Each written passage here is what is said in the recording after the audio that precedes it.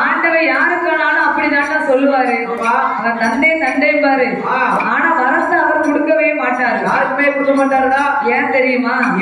அன்று ஒரு காலத்தில் தென்னிலங்காபுரியை ஆண்டு வரக்கூடிய ராவண ஈஸ்வரன் என்ன கேட்டான்? என்ன கேட்டான்? ஆண்டவன் கிட்ட 7.5 கோடி வருஷம் சாகாத வர வேணும்னு கேட்டான். 7.5 கோடி வருஷம், ஒரு வருஷம் இல்ல 2 வருஷம் இல்ல, 7.5 கோடி வருஷம் சாகாத வர வேணும்னு கேட்டான்.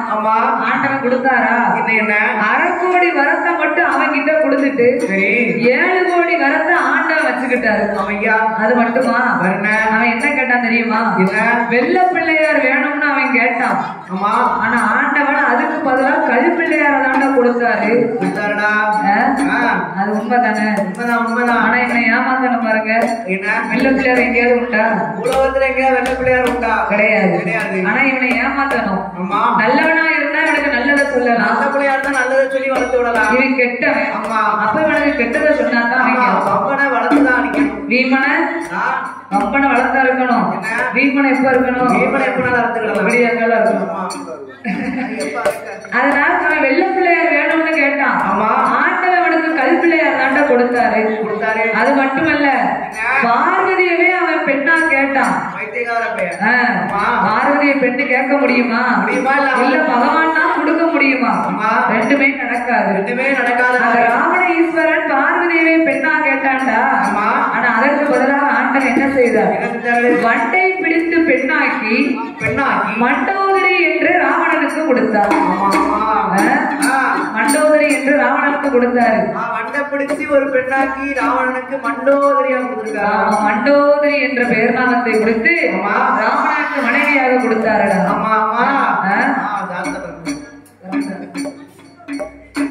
அப்பேற்பட்ட பகவான் அவரு. அப்பேற்பட்ட பகவான் உனக்கு மட்டும் வரம் கொடுத்திருப்பாருன்னு எப்படி நம்புத? அதனால நான் ஒரு ஐடியா சொல்லுதேன் கேளு. ஆண்டவன் உனக்கு அக்கினி வரத்தை கொடுத்தாருல, அவர் கொடுத்த வரம் உண்மையா இல்லையா அப்படின்னு போய் நீ பரிசோதிச்சு வா. பரிசோதிச்சுட்டு வாப்பா. கல்லறக்க என்ன நாரதா, நீ சொல்றதும் சரிதானே? சரியாதான் இருக்கு. ஆண்டவன் கிட்ட அக்கினி வரத்தை வாங்கிட்டு நான் ஏன் பாதாள உலகம் சென்று என் மக்களை எரிக்க வேண்டும்? 56 ராஜாக்களை நான் ஏன் கொல்லணும்? அப்படி எரிச்சிட்டோம்னா நாளைக்கு என்னை யார் வணங்கி வருவாங்க? கடவுளா? யார் எனக்கு கீழே இருப்பா? யார் என்னை வணங்குவா? யார் என்னை கையெடுத்து கும்பிடுவா? அதெல்லாம் நான் பூலோகம் போய் பாதாள உலகத்தில் உள்ள அரசர்களை நான் எரிப்பதை காட்டிலும் உண்மை நான் அக்கினியால் எரித்து பார்த்தா என்ன? என் மகனை வல்லரக்கா ஐடியா சொன்னவனுக்கே வேட்டு வைக்கிய. நானா வரம் கொடுத்தேன்? உனக்கு வரம் கொடுத்தது யாரு? அந்த ஆண்டவன் சிவபெருமான். அப்ப அந்த ஆண்டவனை போய் நீ எரித்து பாருடா என்று நாரத மகாமுனிவர் வல்லரக்கனிடத்தில் சொன்ன உடனே இதுவும் நல்ல ஐடியா தானே இருக்கு. நம்ம ஏன் அங்க எங்கன்னு போய் எரிக்கணும்? வரம் கொடுத்தது ஆண்டவன் தானே, ஆண்டவனையும் போய் நம்ம எரிச்சு பார்க்கணும் என்று வல்லரக்கனானவன் எண்ணாத எண்ணமெல்லாம் மனதிலே எண்ணிக்கொண்டு அவன் எப்படி வருகின்றான் தெரியுமா? வல்லரக்க ராஜூரந்தான்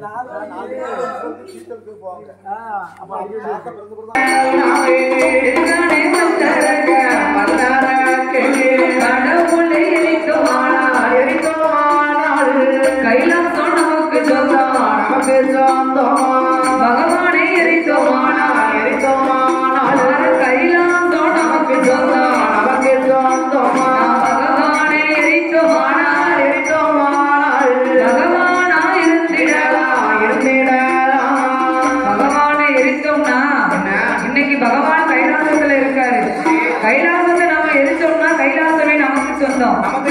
பகவானை எரித்தோம்னா வார கைலாசம் நமக்கு சொந்தம். பார்வதி அங்கு இருந்து வருவா, என்னை பர்த்தா என்று அழைப்பா என்று எண்ணாத எண்ணமெல்லாம் எண்ணிக்கொண்டு நான் பகவானா இருந்தேன், பார்வதியால் வருவாளே என்னை பர்த்தா என்று அழைப்பாளே. மூத்த மகன் கணபதியோ இன்பமுடன் வருவாளே என்னை அப்பா என்று அழைப்பாளே. மாறி நானும் கையிலெடுத்து வலது பக்கம் வைத்திடலாம் இளைய மகன் வேல்முருகன் இன்பமோடு வருவாரே. மாறி நானும் கையிலெடுத்து இந்த ஆடி பழனி என்று ஈஸ்வரிடம் கொடுத்திடலாமே.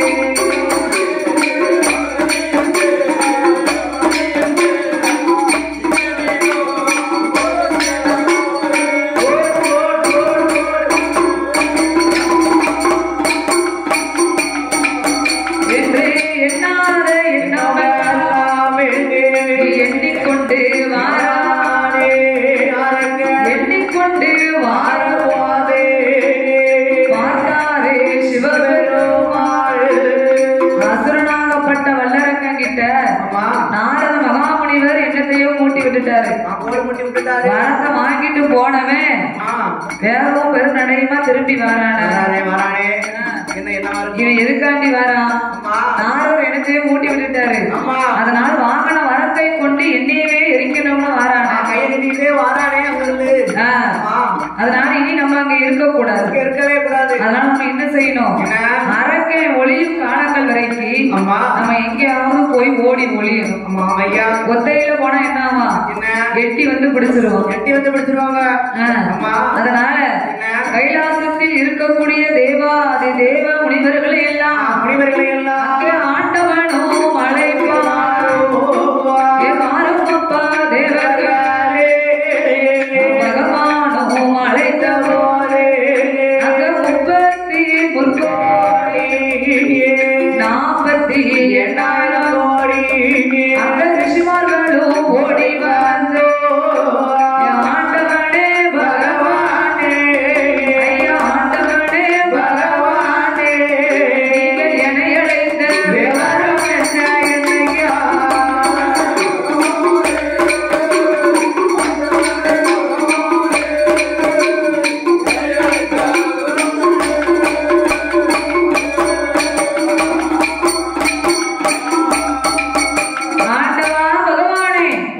எங்களை அழைத்த விவரம் என்ன? அப்பா தேவாதி தேவ முனிவர்களே, அச்சமற்ற அரக்கனுக்கு நான் அக்கினி வரத்தை கொடுத்து விட்டேன். அந்த அக்கினி வரத்தை அவன் வாங்கிட்டு போய் என்னையே எரிக்கணும்னு மறுபடியும் கைலாசம் வாரான். நான் கைலாசத்துல இருந்தோம்னா கண்டிப்பா வந்து என்னை எரிச்சிருவான்.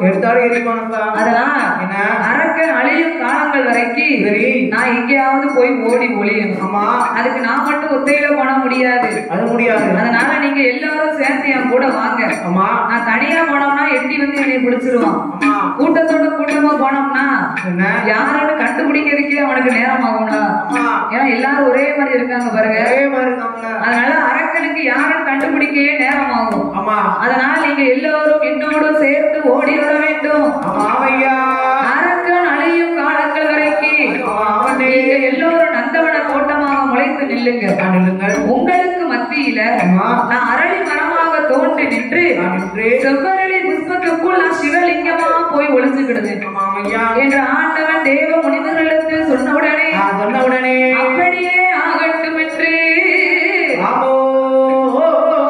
ஆதி கைலாசத்தில் ஆண்டவனாகிய சிவபெருமானோடு யார் யாரெல்லாம் ஓடுகின்றார் தெரியுமா? வானவரும் ஓடினார், மறையவரும் ஓடினார்,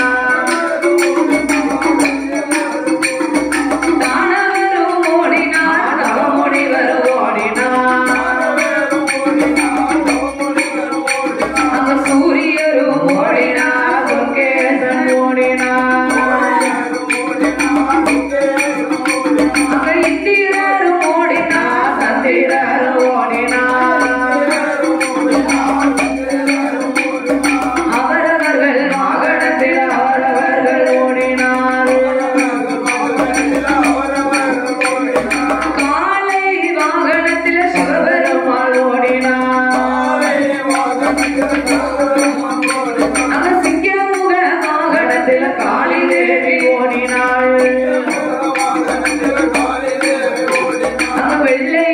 மீதிலேறி தெய்வேந்திரன் ஓடினார்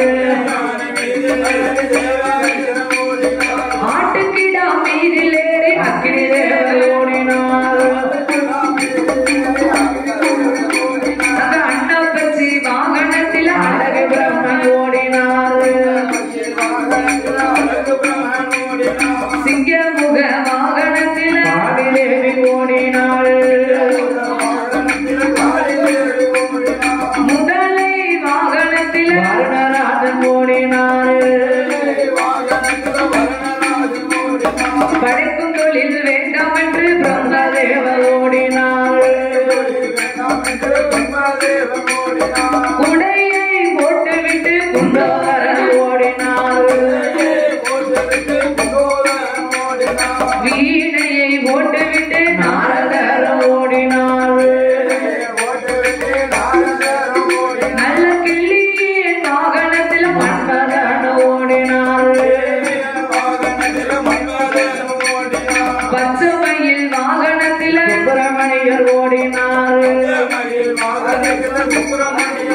நல்ல பெருச்சாலி வாகனத்தில் பிள்ளையார் ஓடினாள் அங்க எல்லோரும் ஓடும் போது மூத்த மக ஆதிமூலா சுவாமி ஆண்டவனே பகவானே ஆதிய நலம் போலா மகனே அதை சொல்ல நேரமில்ல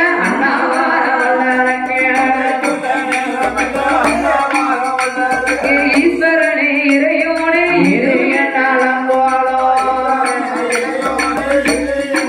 மகனே இதை சொல்ல நேரமில்ல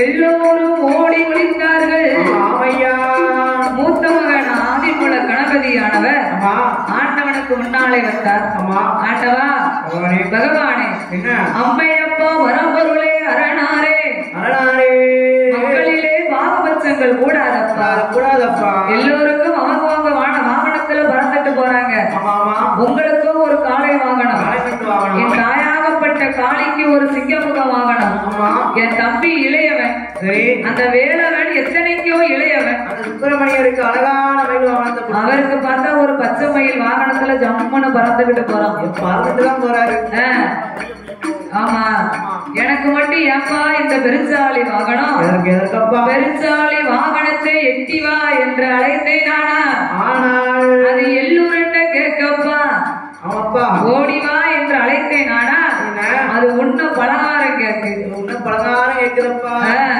என் பெருச்சாலி முன்னிலுக்கு ஆமா அவன் என் வேலை வயிறு பின்னிலுக்கு பின்னிருக்கப்பா அது அரவுடாம என் காத்துக்குள்ள வந்து அது பலகாரம் கேட்கப்பா அது எப்பேற்பட்ட பலகாரம் கேட்க தெரியுமா எப்படி எப்படி இச்சிச்ச பலகாரம் தரலையா இச்சிச்ச பலகாரம் தரலையா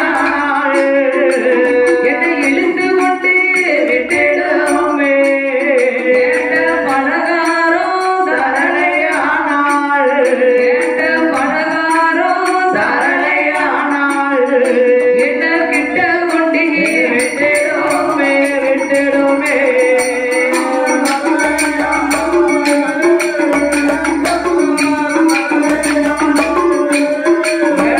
எழுந்து கொண்டு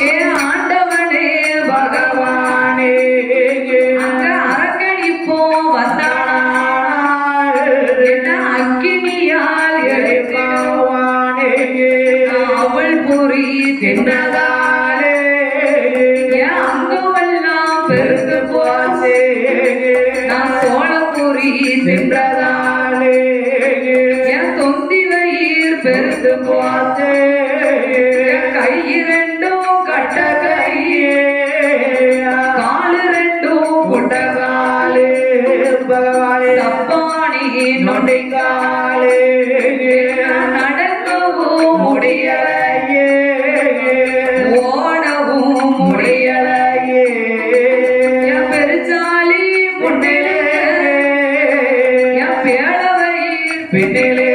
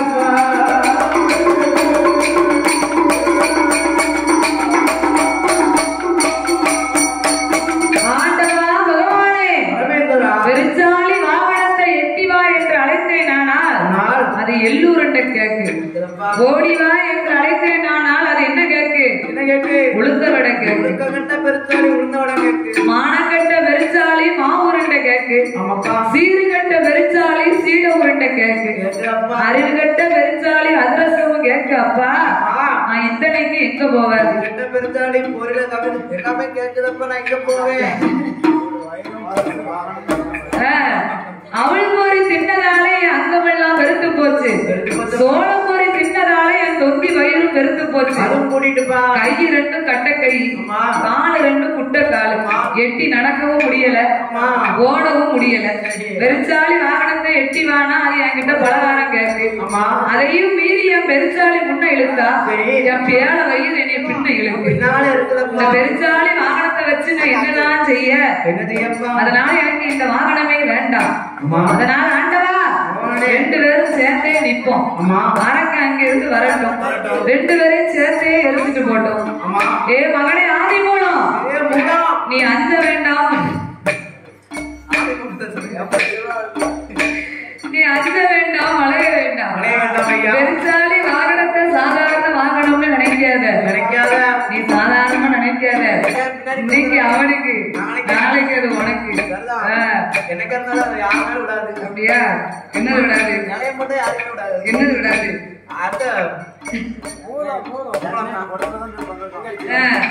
பெருச்சாலி வாகனத்தை சாதாரண வாகனம் என்று எண்ணாதே மகனே அது பூமியை நோக்கி பெருமூச்சு விட்டுதேயானால் பூமி இரண்டு கபாலமாகவே வெடிக்கும் நீ போய் சந்தியில் அமர்ந்திருக்க நானே உனக்கு ஒரு அரசாகவும் உங்க அம்மா பார்வதி உனக்கு ஒரு வேம்பாகவும் உன் தாய்மாமன் கோபால கண்ணன் உனக்கு ஒரு ஆலமரமாகவும் என்றென்றைக்கும் துணையாக நிற்போம் அப்பா என்ற ஆண்டவன் ஆதி போல கணபதிக்கு வாழ்த்தி வரத்தை கொடுத்து விட்டு ஆதி போல கணபதியை பூலோகம் அனுப்பி வைத்து ஏறட்டு அப்படியே பார்த்தார் பாருங்க அங்க இருந்து அரக்கை துரத்திக்கிட்டு வரான் ஓடாதரும் சிவனே நீர் எங்கு சென்றாலும் உண்மை அக்கினியால் நான் எரிக்காம விட மாட்டேன் என்று அரக்கன் சொன்ன உடனே ஓடுதவனை கண்டா முடுக்குதவனுக்கு தொக்கும்பாங்க அதனால அரக்கன் பின்னாடியே தொடர்ந்து வந்த உடனே பார்த்தான் ஆண்டவனாகிய சிவபெருமான் அரக்கே அங்கிருந்து வருகின்ற வேகத்தை பார்த்தார்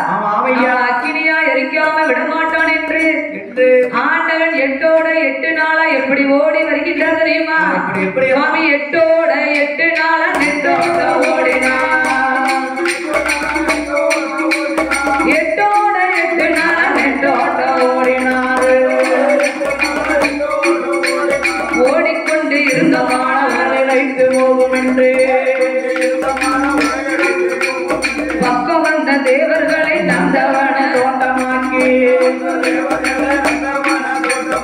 ஆண்டவன் சிவபெருமான் மூலதான் ஒளிந்து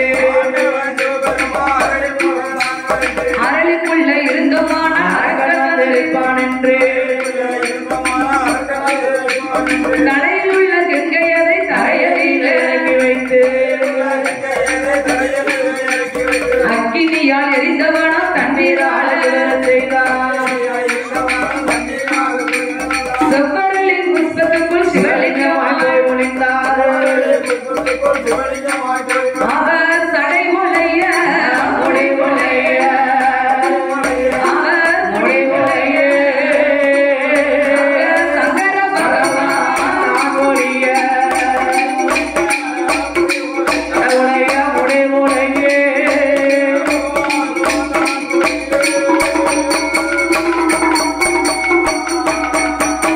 செவ்வரளி புஷ்பத்துக்குள் ஆண்டவன் சிவலிங்கமாய் ஒளிய வரும்போது தேவாதி தேவ முனிவர்களை எல்லாம் நந்தவன தோட்டமாக முளைக்க செய்து அவர்களுக்கு மத்தியில் ஆண்டவன் அரளி மரமாகவே தோன்றி நின்றார் செவ்வரளி புஷ்பத்துக்குள் சிவலிங்கமாய் ஒளிய வேண்டும் என்று தலையில் உள்ள கங்கையை தரையிலே இறக்கி வைத்து அக்கினியால் எரிந்தவனம் தண்ணீரால் குளிரச் செய்து அவர் சடை குலைய முடிவுலைய ஆண்டவனாகிய சங்கரன் சிவபெருமான் செவ்வரளி புஷ்பத்துக்குள் சிவலிங்கமாய் ஒளித்த நாள் முதலாக ஆதி கைலாசத்தில் அருளும் இல்லை பொருளும் இல்லை என்னைக்கு அவர் செவ்வரளி புஷ்பத்துக்குள் போய் அமர்ந்தாரோ அன்னையில இருந்து 7 உலகம் எல்லாம் இருள் மயமாகவே இருந்தது சிவன் தானே இந்த உலகத்தின் ஜோதி.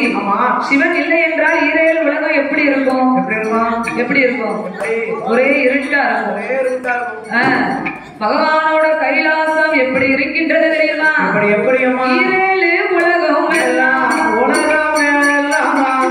ஈரேழு உலகம் எல்லாம் இருள்மயமா இருக்குதையா. பகவானோட கைலாசம் பாலடைந்து இருக்குதையா.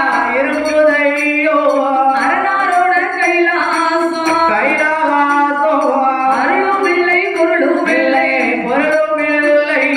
பாரேழு உலகம் எல்லாம் பாலடைந்து இருக்குதையா. ஈரேழு உலகம் எல்லாம் ஐயா உலகம் இருள்மயமா இருக்குதையா. அங்க இருள்மயமா இருக்குதையா.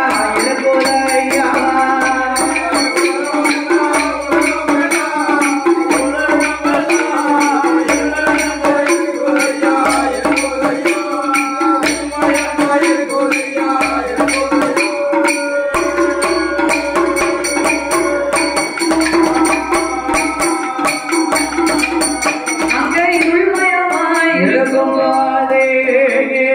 ஈசன் தேவி பார்வதி பகவானை காணாமல் முத்து முத்தா கண்ணீரை முகங்கள் எல்லாம் வடிபாலோ ஆறாக கண்ணீரை அங்கமெல்லாம் வடிகாலே பவளம் போல கண்ணீரை பவளம் போல கண்ணீரை பக்கமெல்லாம் வடிகாலே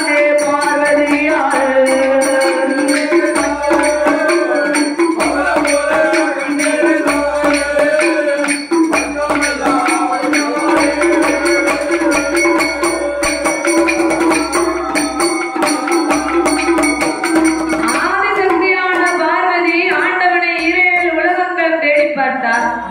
ஆண்டவனை எங்கு தேடியும் காணவில்லை. என்னைக்கு சிவனா செவ்வரலின் விருப்பத்துக்குள் போய் ஒளித்தாரோ அன்னையில இருந்து அருளும் இல்லை பொருளும் இல்லை. ஈரேழு உலகம் எல்லாம் இருட்டா இருக்கு. பார்த்தால் பார்வதி எட்டோடு 8 நாளும் பகவான் எங்க போனாரு என்ன ஆனாருன்னே தெரியல. நம்ம கிட்ட சொல்லிட்டு போகல. பகவானுக்கு என்னாச்சோ ஏதாச்சோ தெரியவில்லை என்று பகவானை தேடி பார்க்க வேண்டும் என்று ஆதிசக்தியான பார்வதா தேவி பகவானை தேடி எப்படி வருகின்றார் தெரியுமா? எப்படியம்மா கைலாச மலைகள் எல்லாம் கடவுளை தேடி பார்த்தாலே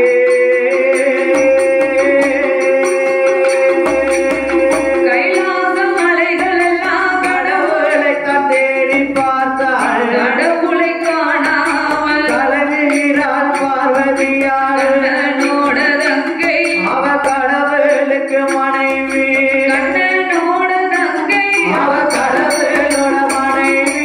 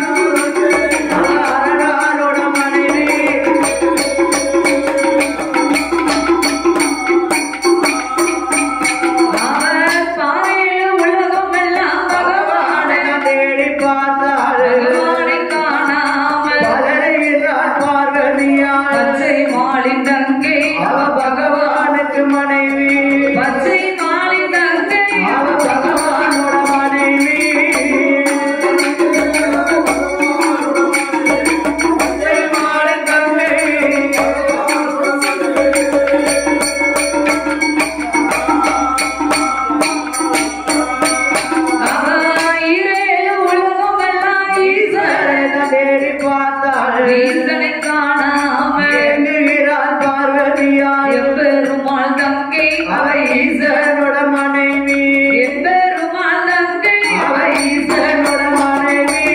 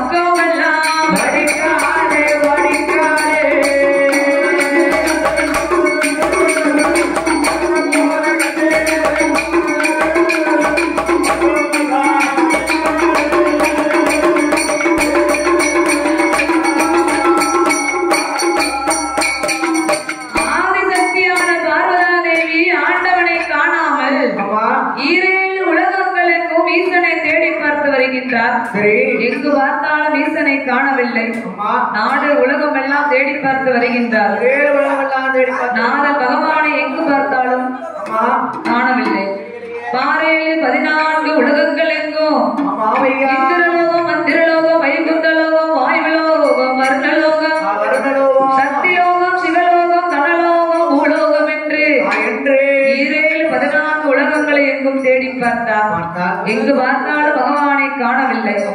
பகவான் எங்கு போனாரோ என்ன ஆனாரோ தெரியவில்லை என்று நாம் கண்ணீரை தீர்க்கணும், கவலைகளை போக்க வேண்டும் என்றார்.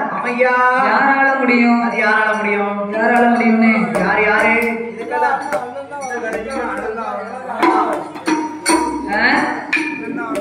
அண்ணன் தான் வரணுமா? ஆமா, அதுக்குதான் சொல்லியிருக்காங்க, நாம் பெறணும் பிறவி, நாம் பெறணும் பிள்ளை தன்னோடு பிறக்கணும் பிறவின்னு சும்மாவா சொல்லியிருக்காங்க? வேற எந்த ஒரு பிரச்சனைனாலும் அண்ணன் தான் வருவான். அம்மா அப்பா கண்ணுக்கு பின்னாடி ஆதரவு கொடுக்கிறது யாரு? அண்ணனும் தம்பியும் தானே. அப்படின்னு நம்ம நினைக்கும், அவங்க என்ன நினைக்காங்க யாருக்கு தெரியும்? எழுது அப்படியா? நீ வெளியெடுத்து இறங்குற வரைக்கும் நாங்க வருவோம் நினைச்சியோம்.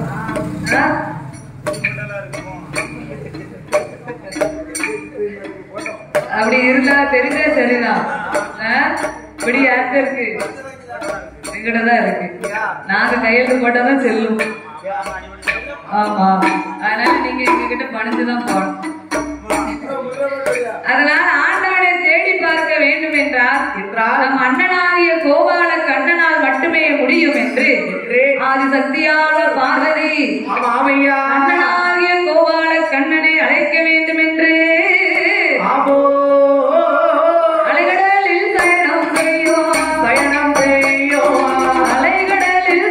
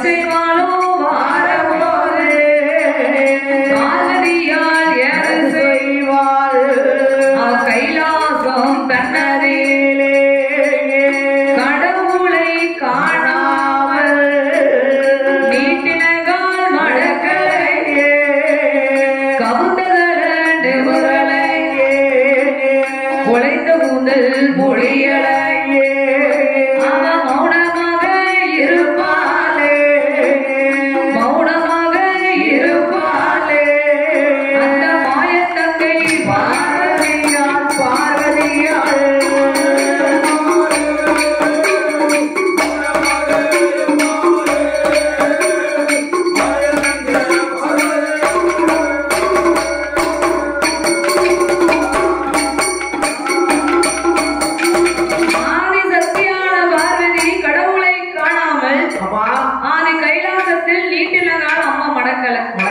பகவான் என்னைக்கு கைலாசத்தை விட்டு போனாரோ அன்னையில இருந்து நீட்டின கால் மடக்கல கவுந்ததால அம்மா நிமிரல உழைத்த ஊத்தல் முடியல கள்ளி முடியாம இருக்கா முத்து முத்தா கண்ணீரை முகங்கள் எல்லாம் வடித்துக் கொண்டு இருந்தார் பார்த்தாரு கண்ணன் என்ன நம் தங்கச்சி ஒரு நாளும் இல்லாத திருநாளா சரி ஏன் இப்படி இருக்கா ஏன் இப்படி இருக்கா இன்னைக்கும் சிரித்த முகம் சீதேவியா வந்து இருப்பா இன்னைக்கு அழுதுகிட்டு இருக்காள அமைதியா இப்படி இருந்து நம்ம ஒரு நாளும் பார்த்ததில்லையே இவன் இப்படி இருக்கானா அதுக்கு என்ன காரணம் என்ன காரணமா இருக்கும் பகவானையும் காங்கல பார்வதி இப்படி அழுதுகிட்டு இருக்கா சரி அதனால அவன் அத்தான 4 வார்த்தை கேலி பேசுனா அவன் தங்கச்சி சிரிப்பாள சிரிப்பானு அவன் தங்கச்சியை சிரிக்க வைக்கணும்னு அத்தான 4 வார்த்தை கேலி பேசுறாரு ஆதி சக்தியான பார்வதி இடத்தில் வந்து அச்சுதனாகிய கோபாலக்கண்ணன் என்னம்மா ஆண்டவனை காணாமல் பார்வதி இடத்தில் என்ன கேட்கிறார் தெரியுமா என்னம்மா ஆண்டி எங்க போனாரம்மா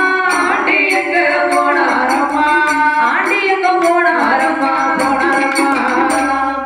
போனாரம்மா இந்த அண்ணனிடம் சொல்லிடமா சொல்லிடம்மா சொல்லிடம்மா அண்ணனிடம் சொல்லிடமா சொல்லிடம்மா பார்வதியே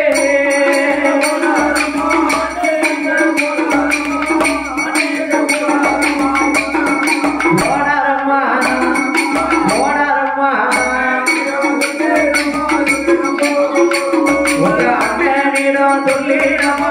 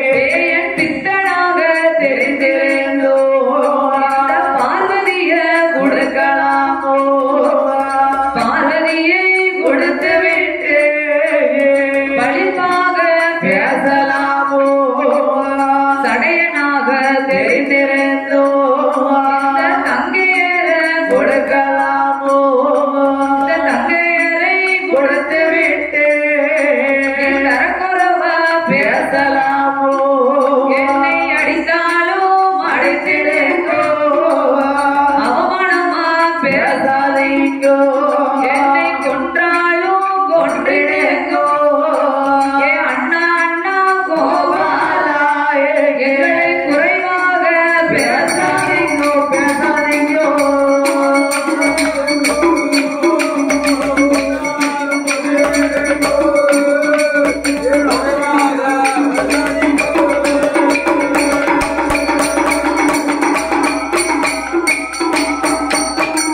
ஏ அண்ணா என் கோபால கண்ணா ஆண்டி பண்டாரம் பேய பித்தம்னு பகவானை இப்படி படிப்பா பேசலாமா அன்னைக்கு ஆண்டின்னு தெரிஞ்சுதானே என்ன கல்யாணம் பண்ணி கொடுத்த அப்ப கல்யாணம் பண்ணி கொடுத்துட்டு இன்னைக்கு அவமானமா பேசலாமா அவமானமா பேசலாமா எங்களை அடித்தாலும் அடித்திடுங்க அண்ணா அடுத்திருங்க அவமானமா பேசாதீங்க கொன்றாலும் கொண்டிடுங்கோ எங்களை குறைவாக பேசாதீங்க அண்ணா ஆமாண்ணா பகவான நீங்க தேடி கண்டுபிடிச்சு கொடுக்கணும் சரி என் பகவான் மட்டும்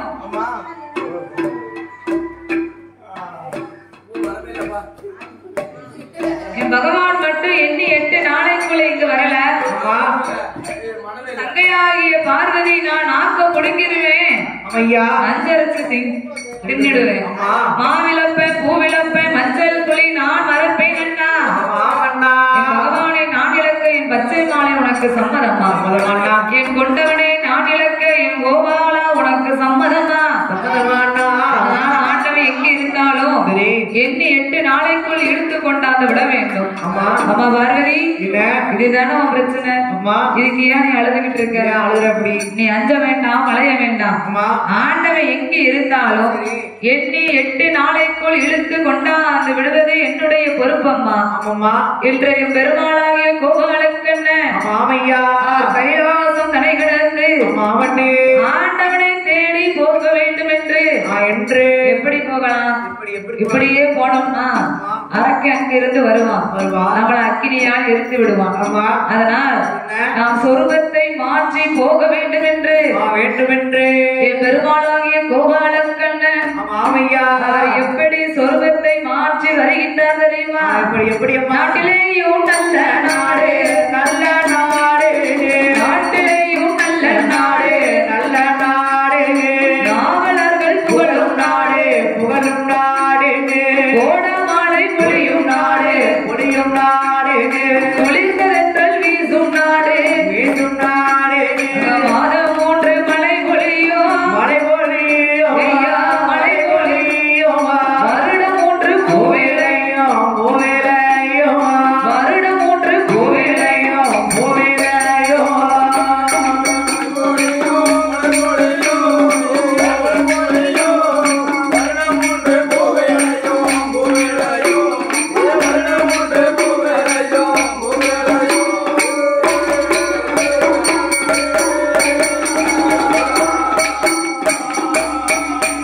அங்க தேனிருந்து தேன் சொரியும் தேன் சொரியும் தென்றல் வீசி கனி சொரியும் கனி சொரியும் கீரிகளும் பாம்புகளும் பாம்புகளும் கீர்த்தனைகள் செய்திடுமா செய்திடுமா பசுங்களும் புலிகளும் புலிகளும் ஐயா புலிகளும் ஒரு படித்துறையில் நீராடும் நீராடும் ஒரு படித்துறையில் நீராடும் நீராடும்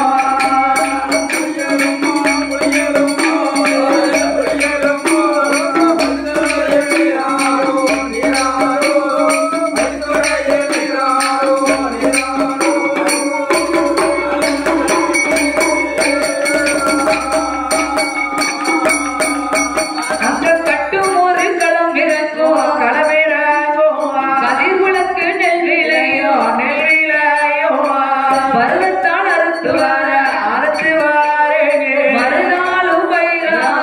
வயலெல்லாம் நெல் விளையோ வரப்பு எல்லாம் படுத்துதேரும் மாடு கட்டி போரடித்தாள் வாழாது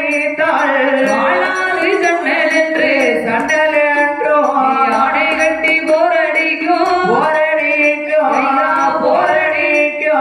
அழகு திரு நாடதுதான் அழகு திரு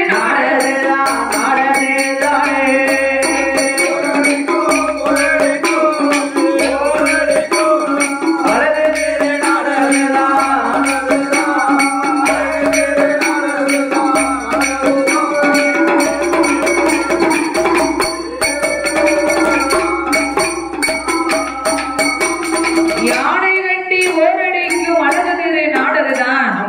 அதுதான் கஞ்ச கருவுருமா பட்டணம். அப்பேற்பட்ட கருவுருமா பட்டணத்தில் யார் வாழ்ந்து வருகின்றார்?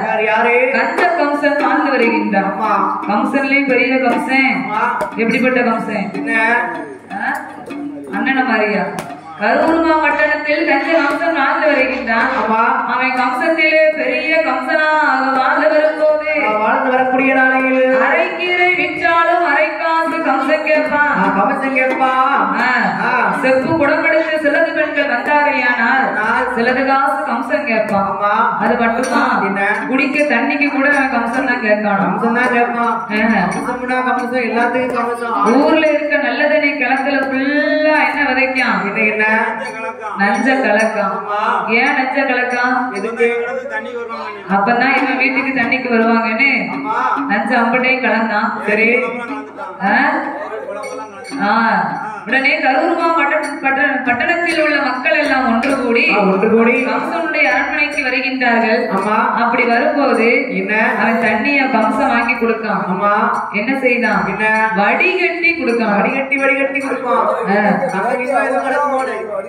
ஆமா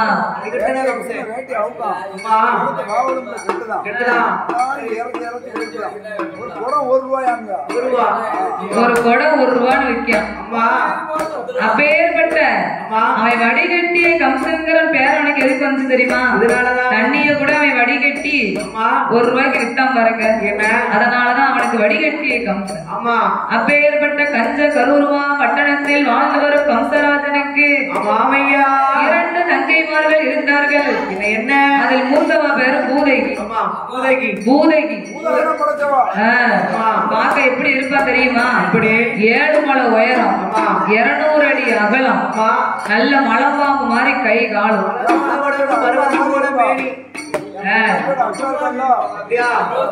அப்படியா? அப்ப நாளைக்கு கூட்டிட்டு வரணும் அவளை. கை காலி எல்லாம் மலர்பாவு மாதிரி. பல்லெல்லாம் எப்படி இருக்கு? எப்படி நல்ல பழுத்த பனைமர தூறு மாதிரி சராய் சராயா இருக்கு. அவன் தலை எப்படி இருக்கு தெரியுமா? பணக்கொட்ட தலையிலே பணக்கொட்டை தூமி போட்ட அப்படி இருக்கு. அது மாதிரி இங்கன 4 முடி, இங்கன 4 முடி. அப்பேற்பட்ட அம்சத்தோடு இருக்கா பூதகியானவள். 2வது தங்கையாகிய தேவகியானவள். அழகிலேயும் சிறந்தவள், அம்சத்திலே உயர்ந்தவளாக கம்சன் தங்கையாகிய தேவகி எப்பேற்பட்ட அழகு தெரியுமா? எப்படி அம்மா? பெண்ணுக்கான பெண் அழகி, பெண்ணுக்கான பெண் அழகி, வேலை கொண்ட மயிலழகி, கண்ணுக்கான கண்ணழகி, காடு மூக்கு வடிவழகி, செக்க நல்ல சிவப்பழகி, கம்சன் தங்கை தேவகியா, செந்தூர பொட்டழகி,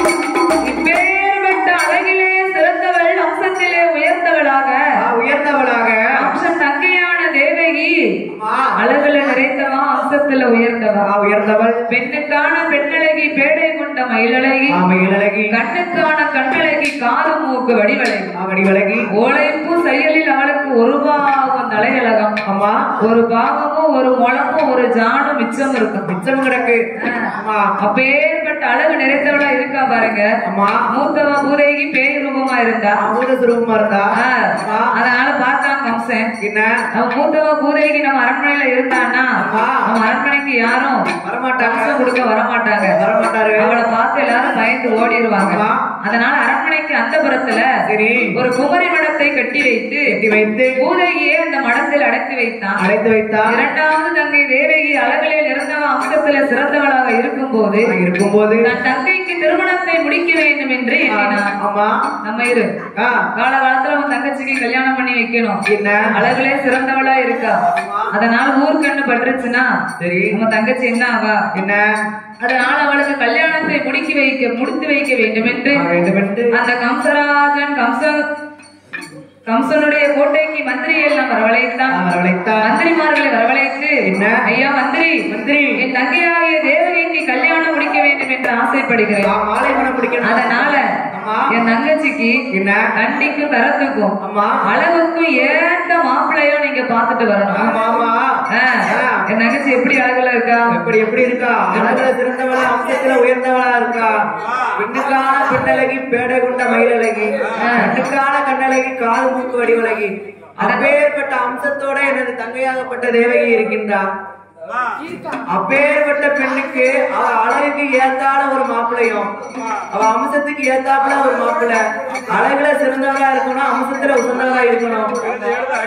ஆமா ஏன் மந்திரி எழுதப்பா அறிக்கையோட எனது தங்கையாகப்பட்ட தேவகிக்கு இந்த 17-14 உலகம் எல்லாம் கிடையாது, இந்த 56 தேசத்திலையும் அரசர்களுக்கும் அரியப்பா பரயோச இந்த 56 தேசத்து மன்னர்களுக்கு ஓலை எழுதுறாரு.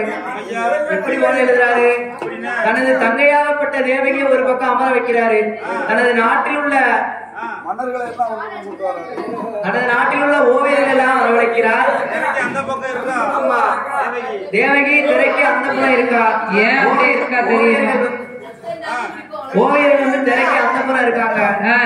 தேவகியை நேரடியா பார்க்கவும் கூடாது, திரைய பார்த்து வரையக்கூடாது. சரி, தேவகியுடைய திரையில அவளுடைய உருவம் வந்து அந்த திரையில பட்டு நிழல் கீழே விழுகும், அந்த நிழலை பார்த்து வரையணும்னு சொல்லியிருக்காரு. அதனால தங்கைக்கு மாப்பிள்ளையை தேடி பார்க்கணும்னா அந்த காலத்துல போட்டோலாம் கிடையாது பாருங்க, ஓவியத்தை வரைந்துதான் ஓவியத்தை வச்சுதான் மாப்பிள்ளை பார்ப்பாங்களாம். அதனால அவனுடைய அரண்மனைக்கு ஓவியரை வரவழைத்தான். ஓவியரை எங்க நிக்க வச்சான், வாசலுக்கு அந்த புறத்துல நிக்க வச்சான், தங்கச்சியை உள்ள அறைக்குள்ள வைத்தான். வாசல்ல ஒரு திரை போட்டான். சரி, திரைக்கு உள்ள தங்கச்சி இருக்கா, வெளியில யார் இருக்கா, ஓவியர் இருக்காரு. ஐயா ஓவியரே, என் தங்கைக்கு நாங்கள மாப்பிள்ளை பார்க்கணும், சுயவரம் பார்க்கணும், அதனால நீங்க நல்ல ஓவியமா 4 ஓவியம் வரைஞ்சு தர வேண்டும். அதுவே எப்படி வரையணும், என் தங்கச்சியை நேராவும் பார்க்க கூடாது, சைடாவும் பார்க்க கூடாது, என் தங்கச்சியோட நிழல் இந்த திரையில படும், அந்த நிழலை பார்த்து நீங்க ஓவியத்தை வரையணும். அந்த நிழலை கூட நீங்க நேரா பார்க்க கூடாது, நேரடியா பார்க்க கூடாது, ஓர கண்ணால பார்த்துதான் வரையணும். அப்படி வரைஞ்சு நீங்க ஓவியத்தை தரணும். என் தங்கச்சி ஏறிட்டு பார்க்க தலை இருக்காது, பார்த்துக்கோ. உடனே கம்சராஜன் மந்திரியிடத்தில் சொன்ன உடனே ஓவியரை வரவழைத்து தேவகியின் உருவப்படத்தை வரைந்தார்கள். அந்த 4 உருவப்படத்தை மந்திரிமார்கிட்ட கொடுத்து 4 தேசத்திலேயும் போய் என் தங்கைக்கு ஏற்ற மாப்பிள்ளையை நீங்க பார்க்க வேண்டும் என்று சொல்ல உடனே மந்திரிமார்கள் எல்லாம் 4 யானையும் வாங்கினாங்க. சரி, 4 யானைக்குள்ள பொன்பொருளையும் வாங்கினாங்க. நேர நாடு சுத்தி வராங்க. 4 திசைக்கும் சுத்தி வந்து பார்த்த போது பார்த்தாலும் மாப்பிள்ளை கிடைக்கல. உடனே மந்திரிமார்கள் ஓடி வந்து ஐயாவே கம்சம் அண்ணா, கம்சம் அண்ணா, ஐயாவே கம்சம் அண்ணா, கம்சம் அண்ணா, உங்க தங்கை தேவகிக்கு மாப்பிள்ளை தேடியல்லோ போகாத நாடும் இல்லை, பார்க்காத தேசம் இல்லை, பார்க்காத தேசம் இல்லை,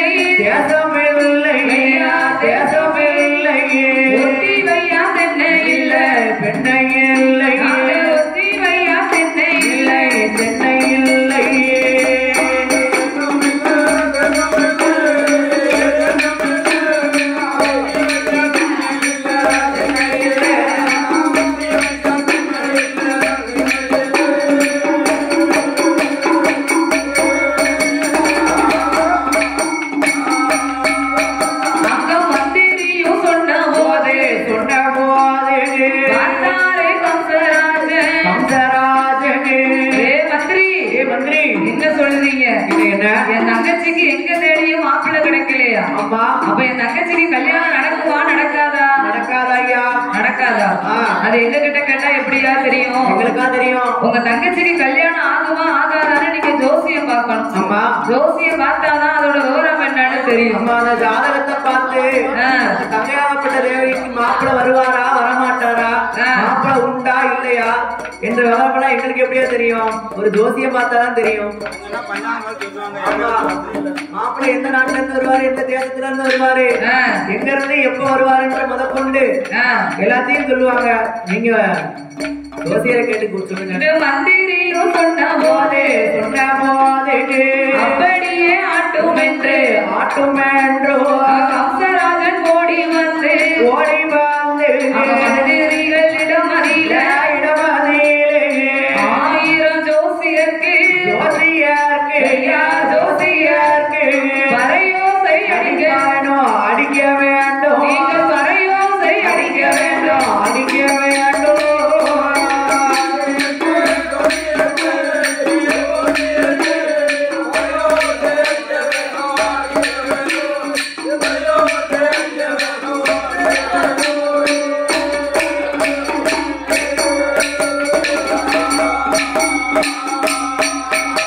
மந்திரியை அழைத்து பறையோசை அடிக்க சொன்னான் கம்சராஜன். உடனே மந்திரிமார்கள் பறையோசை அடித்தார்கள். அதில் கம்சன் ராஜனில் உள்ள தலைமையில் இருக்கக்கூடிய அத்தனை ஜோசியர்களும் வந்தார்கள். 999 ஜோசியர்கள் வந்துட்டாங்க. 999 ஜோசியர்கள் வந்து தேவிக்கு ஜாதகத்தை பார்த்த எல்லோருமே மாப்பிள்ளை இல்லன்னே சொல்லிட்டு போனாங்க. கிடையாது, மாப்பிள்ள வர மாட்டாரு, இந்த பொண்ணுக்கு மாப்பிள்ளையே கிடைக்காது, கல்யாணமே ஆகாது என்றார்கள். ஆனால் இனி இருக்கக்கூடிய ஒரே ஒரு ஜோசியர் யாரு? அவர் தான் காசி பாப்பா. ஆமா, காசி பாப்பா. காசி பாப்பான்னு அவர் மனைவி கல்யாணம் ஆச்சு. ஆமா. அன்னைக்கு தான் அவங்க 2 பேருக்கும் 60ஆம் கல்யாணம். ஆமா, 60க்கு 60 அன்னைக்கு தான் நடக்கும். 60க்கு 60. ஆமா, 20க்கு 20 எங்ககிட்ட 60க்கு 60 அன்னைக்கு கல்யாணம் நடக்கு. ஆமா. அப்ப 60க்கு 60 கல்யாணம் நடக்கும் போது பார்த்தான் கம்சராஜ மன்னன். என்ன? அந்த காசி வேதியருக்கு பறை